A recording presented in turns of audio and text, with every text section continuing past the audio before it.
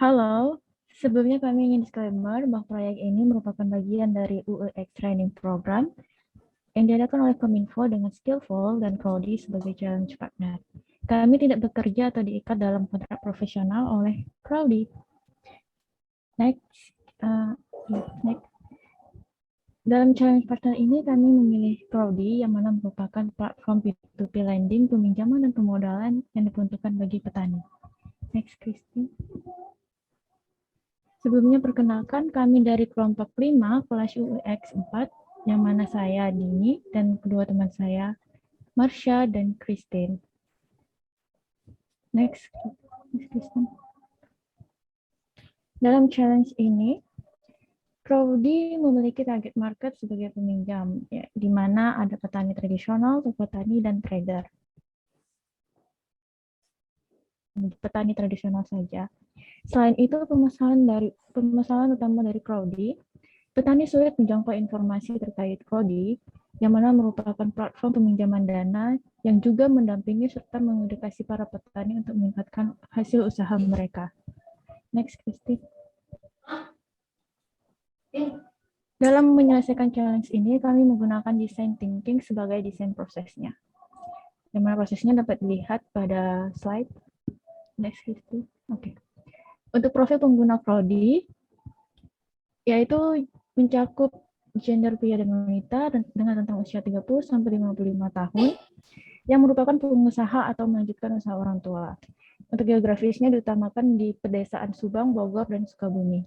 Mengenai perilaku dan kebiasaan dari pengguna itu sendiri, yaitu biasa menggunakan WA dan Facebook, pemahaman teknologi mulai dari rendah hingga menengah, dan penggunaan bahasa daerah masih tinggi, juga brosur dan spanduk juga masih tinggi penggunaannya. Next, Christine.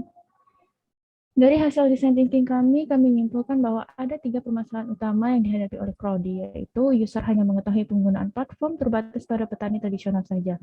Yang kedua, user kesulitan memperoleh informasi terkait Prodi, dan form pengajuan mereka masih menggunakan Google Doc yang menggunakan Garap, sehingga user lebih mengenal Garap dibandingkan Prodi. Next, Christine.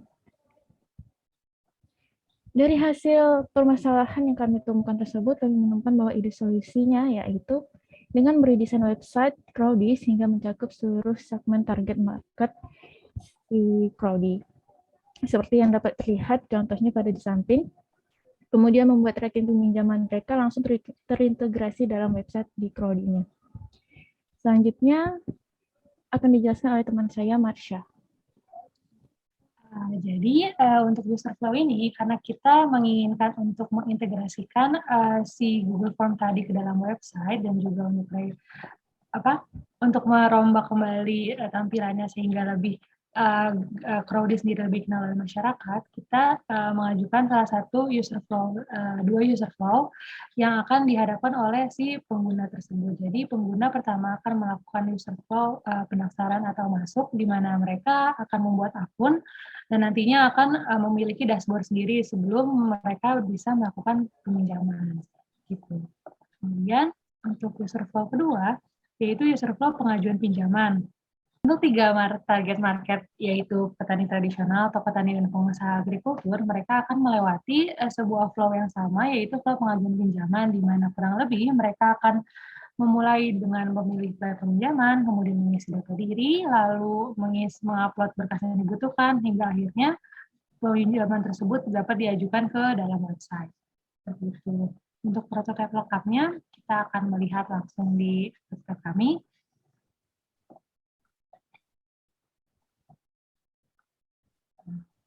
Ya, kurang lebih beginilah tampilan yang sudah kita ubah dari tampilan website awal si Crowdy. Kemudian di sini kita meng-highlight Crowdy-nya itu sendiri sehingga masyarakat yang melihat tuh langsung paham bahwa oh ini tentang Crowdy loh, dan juga apa aja sih keuntungan yang mereka dapatkan gabung dengan Crowdy. Kemudian bisa dilihat tadi bahwa kita juga meng-highlight 3 target market, yaitu petani tradisional, tani, dan pengusaha agrikultur, agar audiens tahu bahwa fasilitas dari Crowdy ini nggak cuma untuk petani tradisional aja loh, mereka juga membuka diri untuk toko tani dan pengusaha agrikultur.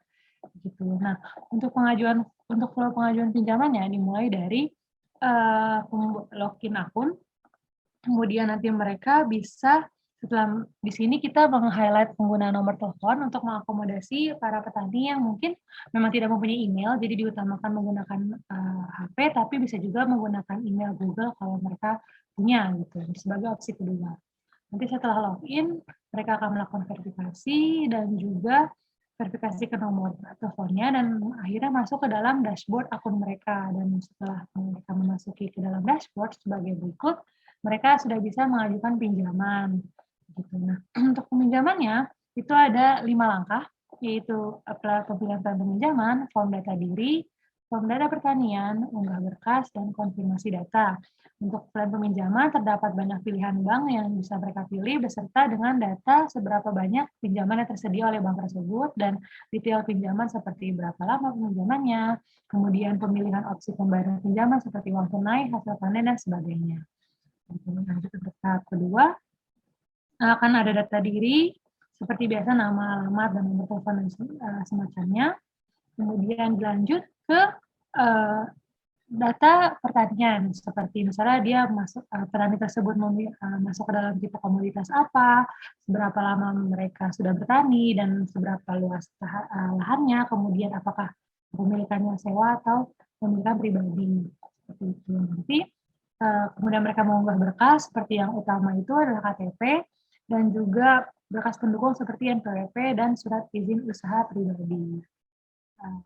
Kemudian berikut, nah nanti sebelum submit data mereka perlu melakukan konfirmasi data agar data yang dimasukkan itu benar ya, tidak ada kesalahan, dan nantinya jika sudah benar akan melakukan centang dan akhirnya mengajukan pinjaman tersebut. Sebagai berikut salah satu contoh pinjaman yang sudah diajukan. Di sini case-nya adalah Bank BCA dengan pinjaman nominal sekitar 100 juta. Gitu. Nah, prototipe ini sudah kita ajukan untuk dicoba oleh 2 user responden kami yang kemudian akan dilanjutkan oleh Kak Kristi. Oke, untuk proses testingnya, kami melakukan usability testing dengan kedua responden, yang dimana mereka memiliki ketertarikan maupun pengalaman di bidang pertanian. Kedua responden memberikan respon yang positif terhadap hasil prototipe kami. Dapat kita lihat bahwa rating result dari single is question menunjukkan hasil yang memuaskan.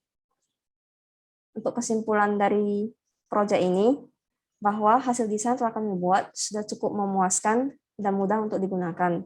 Untuk kedepannya, kami merekomendasikan untuk membuat tampilan mobile agar pengguna dapat mengakses serta menggunakan website Crowdy dari berbagai device yang berbeda. Sekian dari presentasi kami, terima kasih.